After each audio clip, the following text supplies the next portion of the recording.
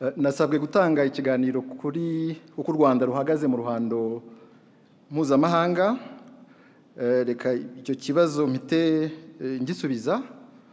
U Rwanda ruhagaze neza mu muryango mpuzamahanga, tukaba turi umufatanya w'ibikorwa wizewe, uhamye kandi wubahwa, a resilient, respected and reliable partner, kubera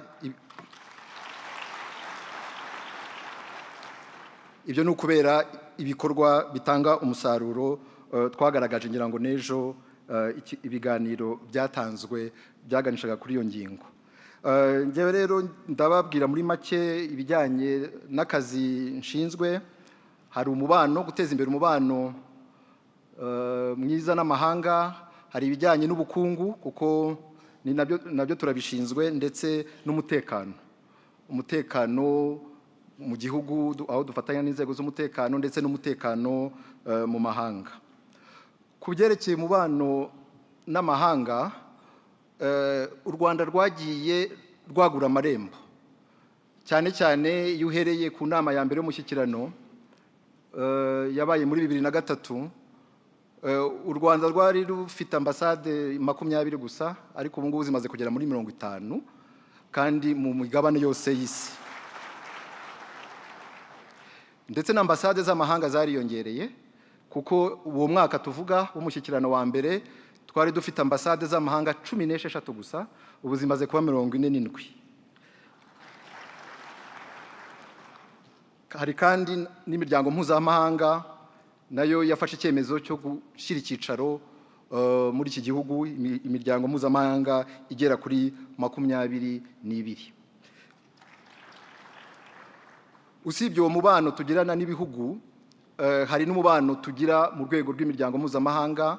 Muzi ko dufite uruhare rukomeye mu guteza imbere umuryango turimo wa Commonwealth, ndetse n'umuryango wa Francophonie uyoborwa n'umunyarwandakazi Louise Mushikiwabo, kandi uzongera kwiyamamariza kuri uyu mwanya. Akaba rero ari umwanya wo kuzamushyigikira twese. Hakaba kandi n'uruhare tugira muri Afurika mu kubaka Afurika yunze ubumwe. Ngira ngo hano habereye inama nyinshi z'umuryango wa Afurika yunze ubumwe, ndetse na nyakubahwa Perezida wa Repubulika akaba yanasabwe no kuyobora akanama ko kuwuvugurura. Rero ibyo byose bigaragaza ko umubano w'u Rwanda n'amahanga wifashe neza, kandi tuzakomeza kuwushimangira no kuwuteza imbere. Hanyuma icya kabiri ni ikijyanye n'ubukungu. Ejo hari ikiganiro ku bukungu, ariko natwe tubifitemo uruhare, kubera ko buriya nubwo mutubona turi mu bibazo by'akarere cyane, ariko inshingano dufite nk'igihugu, igishingano dufite nka Minisiteri y'Ububanyi n'Amahanga ni uguteza imbere diplomasi ishingiye ku bukungu, economic diplomacy, aho tworohereza abashoramari, aho tworohereza abacuruzi b'u Rwanda bashaka kohereza ibintu mu mahanga. Ibyo byose tubikora dusinyana amasezerano n'ibihugu, amasezerano ashinzwe korohereza ishoramari, bilateral investment treaties, ndetse n'amasezerano ashinzwe korohereza abashoramari ngo ntibasoreshwe kabiri, ayo mu Cyongereza bita double taxation avoidance agreement. Twagiye rero akazi kacu muri rusange ni uguteza imbere ubucuruzi n'ishoramari, ishoramari mu Rwanda, no kohereza ibintu mu mahanga by'abacuruzi bo mu Rwanda. Hanyuma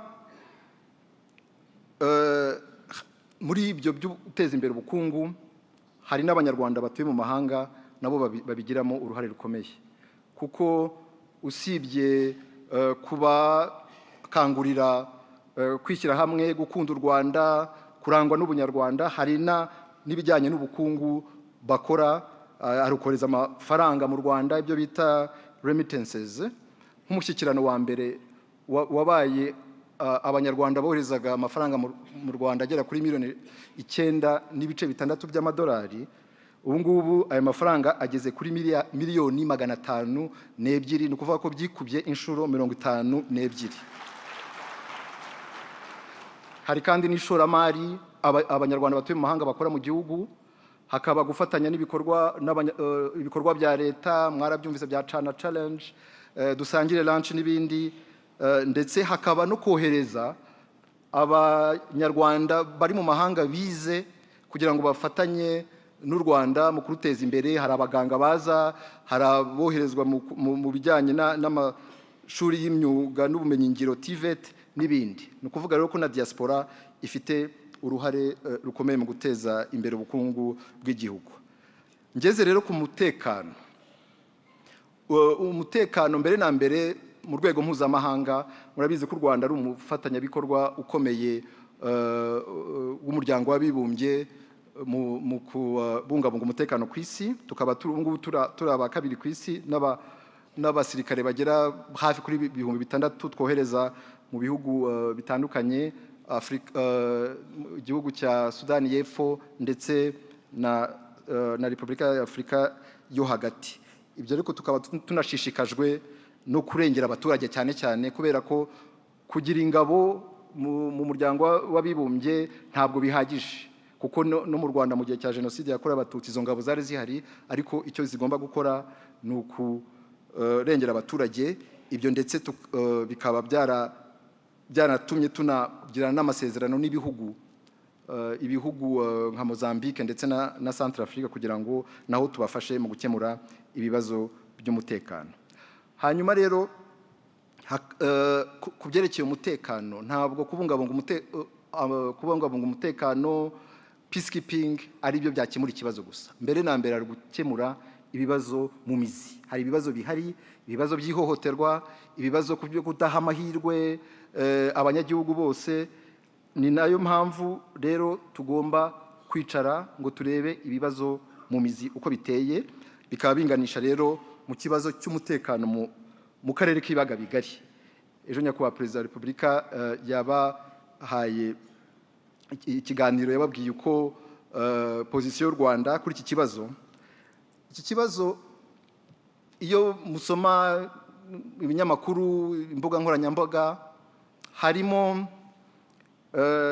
navuga manipulation nyinshi, harimo kutavugisha ukuri, abantu bakigiza nkana, cyane cyane abanyamahanga, harimo n'abapartners bacu ntibavugisha ukuri kandi ibibazo tuzi uko biteye. Nk'intambara imaze imyaka 4 n'igice, nyakubahwa Perezida wa Repubulika yababwiye ejo aho uko yatangiye ko itaturutse mu Rwanda. Ariko nubwo igihe itangiriye, hari imiryango y'akarere yashatse gukemura ikibazo. Mwumvise ibiganiro bya Nairobi. Ibyo biganiro bya Nairobi byari bigamije gukemura ikibazo hagati y'abanyekongo, kugira ngo habe ibiganiro hagati ya guverinoma n'imitwe y'abanyekongo. Ariko uko byagenze nuko Perezida wa Repubulika Iharanira Demokarasi ya Kongo niwe wabirangije, wabisenye, kubera ko ibiganiro bya politike byarimo bya Nairobi yarabihagaritse, yirukana umutwe wa FC 23, abirukana mu biganiro, atanagishije inama bagenzi be bo muri East African Community aribo banashyizeho ibyo biganiro. Usibye n'ibyo, uwo muryango wa East African Community wari warashyizeho n'ingabo zo kubungabunga umutekano, hariho n'agahenge kubahirizwa kugeza naho uyu mutwe wa FC 23 muri 2023 wari waratanze uduce twinshi tugera kuri 80% twaho wari warigaruriye. Ariko nabwo Perezida wa Repubulika Iharanira Demokarasi ya Kongo afata icyemezo we wenyine, nta wundi agishije inama, cyo kwirukana uwo mutwe wa East African Regional Force, ajya guhamagaza umutwe wa SADC. Ubwo rero ibiganiro bya Nairobi biba birarangiye. Hari n'ibindi biganiro bya Rwanda. Ibiganiro bya Rwanda ni ibiganiro byo gukemura bya bibazo nyakubahwa Perezida wa Repubulika yavugaga ejo, ibibazo bijyanye n'umutekano w'u Rwanda, cyane cyane umutwe wa genocidaire wa FDLR umaze imyaka irenga 30 iburasirazuba bwa Kongo, ushyigikiwe, uhinjijwe no mu ngabo. Ibyo biganiro byabaye mu mwaka wa 2024. Ibintu byinshi hafi ya byose byumvikanwaho, keretse ingingo imwe gusa, kandi guverinoma ya Kongo yari yemeye mbere yisubiraho, ivuga ko noneho idashaka kuganira n'umutwe wa AFC 23. Nuko ibiganiro bya Rwanda byarangiye. Abavuga yuko ngo byarangiye kubera ko u Rwanda rutitabiriye some yagombaga kuba ku itariki ya 15 Ukuboza 2024, ntabwo idabigiza nkana cyangwa ntago babyumvize, kuko ibiganiro byarangiye kubera ko nta masezerano yari ari gusinya, kubera ko guverinoma ya Kongo yari yanangiye. Hanyuma rero nyuma y'ifatwa rya Goma, ifatwa rya Bukavu, Abanyafrika nanone bishyira hamwe, umuryango wa EAC n'umuryango wa SADC, haba inama i Dar es Salaam kugira ngo turebe uko ikibazo twagikemura. Mbere na mbere iyo nama ntabwo perezida wa Kongo yayitabiriye, kandi ikibazo kireba igihugu cye. Hanyuma niwe wagiye hanze ya Afrika, muri Qatar, muri Washington, gushaka ko ibyo bihugu noneho byinjira muri ibi biganiro, ntanavuze ni Paris mu Bufaransa. Ni ukuvuga rero iyo bavuga ngo u Rwanda rwajyanye ibiganiro hanze y'Afrika, ibyo ntabwo ari byo. Twe twari mu biganiro bya EAC na SADC, ariko Perezida Tshisekedi aba ari we ufata icyemezo cyo kubijyana hanze, ariko twebwe ko dushyigikiye amahoro, ibyo biganiro tubijyamo, amasezerano ashyirwaho umukono. Ariko ikibazo gikomeye burya si amasezerano, si ugushyira umukono ku masezerano. Ikibazo n'ubushake bwa politiki nibwo bwabuze. Mwumvise neza ejo bundi nyakubahwa Perezida wa Repubulika ajya gusinya amasezerano ya Washington ku itariki ya 4 Ukuboza umwaka ushize, na nyuma yaho umujyi wa Uvira ugafatwa. Amagambo yavuzwe kuvuga ngo kutubahirizwa ku Rwanda na AFC 23 kwa ya masezerano. Ariko icyo birengagiza, nyakubahwa Perezida wa Repubulika yavugaga ejo ni ukuri kwabyo uko byagenze. Dusinya amasezerano y'amahoro, hari peace agreement yasinywe ku itariki ya 27 Kamena. Ayo masezerano yasinyiwe i Washington kuri State Department, ndetse na Perezida Trump adutumira tujya kuri White House kugira ngo duhagarike aya makimbirane, noneho amahoro ahinde mu karere. Ndetse nabonye hari n'abihaye Imana twaranabisengeye. Pastor Paula White yadufashe ibiganza, turahumiriza, turasenga, dusengera amahoro mu karere. Ndetse na mugenzi wanjye Kayikwamba Tereza, rwose twakundanye icyo gihe dufatanya agatoki ku kandi. Ariko ibyabaye nyuma mwarabibonye. Ibyabaye nyuma ni ibitero bya buri munsi byibasira, ibitero by'indege na za drone byibasira umutwe wa AFC 23 binyuranyije n'amasezerano yari yashyizweho umukono. Ni ugukoresha abacanshuro. Mwabonye abacanshuro bo muri Romania banyuze hano bihuta quickly. Hanyuma bo basimbuzwe n'abandi bacanshuro bo muri bihugu bitandukanye harimo Colombia. Hari no gukoresha ingabo z'abaturanyi b'impanga kugira ngo bajya muri Kongo mu gufatanya na guverinoma ya Kongo kwibasira abanyamurenge. Babashyiraho blocus aho bababuza gutambuka ngo bajye ku masoko. Ibyo byose ntitwahemye kubibwira umuryango mpuzamahanga wa wundi nyakubahwa Perezida wa Repubulika yavugaga. Ntitwahemye kubibwira abahuza, tubabwira ko amasezerano y'amahoro, amasezerano y'agahenge ari amasezerano areba impande ebyiri, ko atareba uruhande rumwe. Rero n'ayo masezerano yashyizweho umukono ku itariki ya 4 Ukuboza yabaye intambara ihari. Ibyo bisasu birimo biraswa ku buryo uwisha amasezerano utarayubahirije n'uwagiye muri ibyo bisasu gutera ibyo bisasu anyuranyije n'amasezerano twashyizeho umukono i Washington. Twebwe rero nk'u Rwanda dushyigikiye amasezerano ashyizweho umukono, tukaba dushyigikiye ko ashyirwa mu bikorwa, kuko ni amasezerano rusange arimo agenga ibibazo byose, harimo ibibazo bijyanye n'umutekano, kurandura umutwe wa FDLR no gukuraho ingamba z'ubwirinzi z'u Rwanda. Hari ibijyanye n'ubukungu, twashyize umukono ku masezerano ya Regional Economic Integration Framework atuma hari ibikorwa bizakorwa hagati y'u Rwanda na Congo.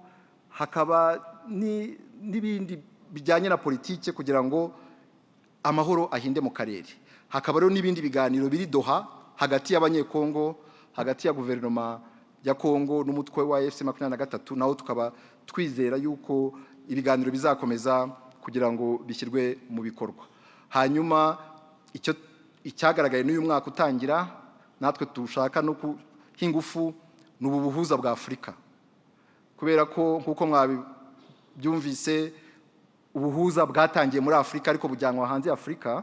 Icyo twifuza nuko ubu buhuza bwa Afurika, umuhuza mukuru perezida w'inama y'abaminisitiri wa Togo Faure Nyansimbe, abahuza batanu bakongera ingufu mu gushyira mu bikorwa aya masezerano ya Washington na Doha. Natwe rero tukaba tubishyigikiye kuko dusanga ari ngombwa yuko iki kibazo cyarangira mu mahoro.